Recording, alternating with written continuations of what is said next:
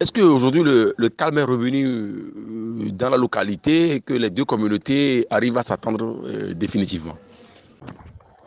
Le calme est là avec la présence massive des forces de l'ordre et de sécurité. Il y a la gendarmerie appuyée par les bérets rouges du camp Landia. Ce qui est important, c'est que ce problème soit réglé une fois de bon de manière impartiale, c'est-à-dire sans parti pris. Il faut établir un distinguo entre l'usufruitier et les vrais propriétaires terriens.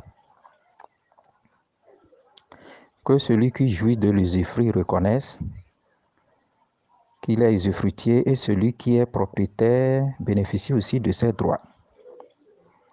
Notre droit positif, le droit privé, règle ce problème, mais il faut avouer que dans ce cas-ci, la coutume, qui est une source du droit, a un rôle très important à jouer. Que s'il y a donation, qu'elle soit faite en bonne et due forme, à partir du moment où l'État s'est immixé pour trouver solution au conflit foncier qui crée un climat délétère dans la nation togolaise.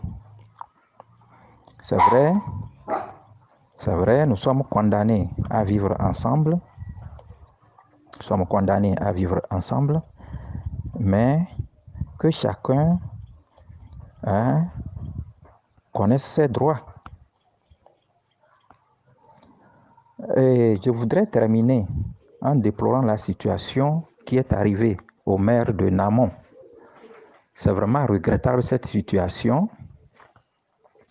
Nous déplorons cet état de choses et j'aimerais souhaiter un prompt rétablissement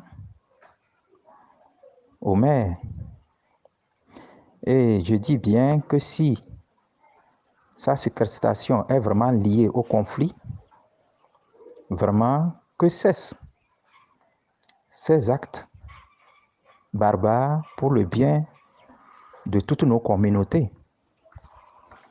Nous sommes condamnés à vivre ensemble et on ne devrait pas poser des actes qui mettent en cause le destin des peuples.